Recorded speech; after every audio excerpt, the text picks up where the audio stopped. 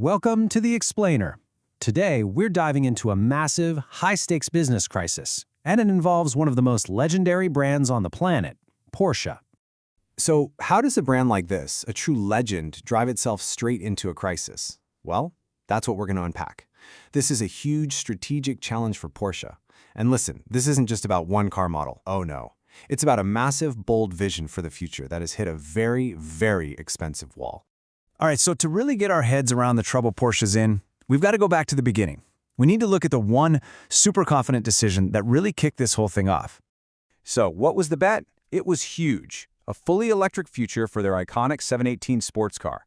And look, they didn't dip their toes in the water here. They went all in. The plan was simple, and it was bold. Kill the gasoline versions of the fan-favorite 718 Boxster and Cayman and replace them completely with an all-new electric model. This was them planting a flag, saying, this is the future. Okay, and this is where it gets wild. Look at how fast this all fell apart. In October 2025, they're confidently ending production of the gas-powered 718s. Fast forward just a few months to January 2026, a new CEO, Michael Leiters, takes the wheel. And guess what he finds on his desk? That €2 billion+ EV program? Yeah, it's on the verge of total collapse. I mean, can you imagine? What a first day on the job. So, you have this huge strategic problem, but how did it become a full-blown financial crisis?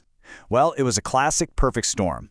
You had a bunch of internal pressures and some really nasty external headwinds all coming together at once, and it turned Porsche's big electric dream into, well, a bit of a nightmare. The first red flag, it came straight from the market. We're talking 279,449 vehicles delivered in 2025. Now, that number sounds big, but it was actually down 10% from the year before. And for a brand like Porsche, a 10% drop, that's a huge deal. It's a sign that people just aren't buying like they used to. And then, wow, the bottom just fell out of their profits. Look at this number. We're talking a 99% drop. A 99% drop. Their operating profit went from a massive €4 billion all the way down to just 40 million. It's almost hard to believe. Just an absolute collapse. And get this, while all that profit was vanishing, they were spending a ton of money, €3.1 billion in extra expenses. And where was that money going? Straight into the EV pivot, the very strategy that was falling apart. So they're pouring billions into a plan that's starting to look like a massive mistake. This chart just says it all, doesn't it? On the left, that huge bar, that's €4 billion in profit in 2024. And that tiny little sliver on the right, that's what was left just 9 months into 2025, 40 million. It really shows you, visually, what a 99% drop actually looks like. The mountain became a molehill, literally. You know, it's easy to point fingers, but this wasn't just one single thing. It was everything hitting them all at once. Global demand for EVs started to tank. Their super important market in China? It shrank by 26%. Then the US slaps on new tariffs, eating into their profits.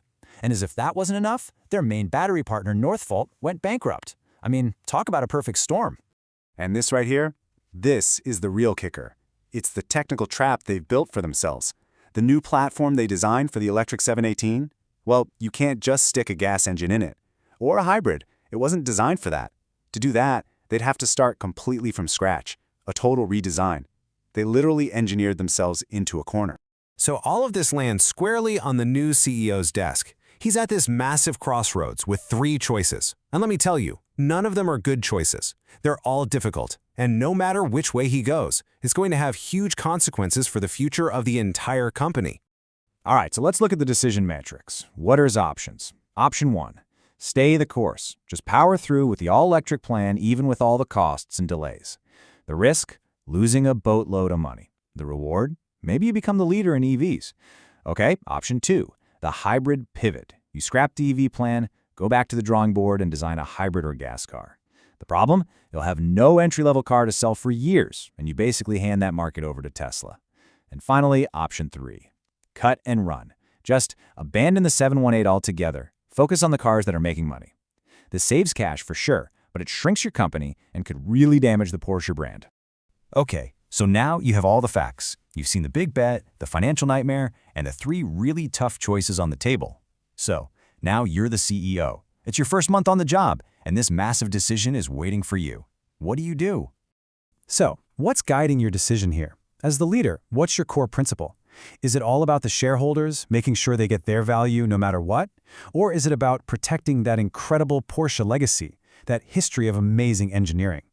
What is your personal North Star when you're facing a choice this big?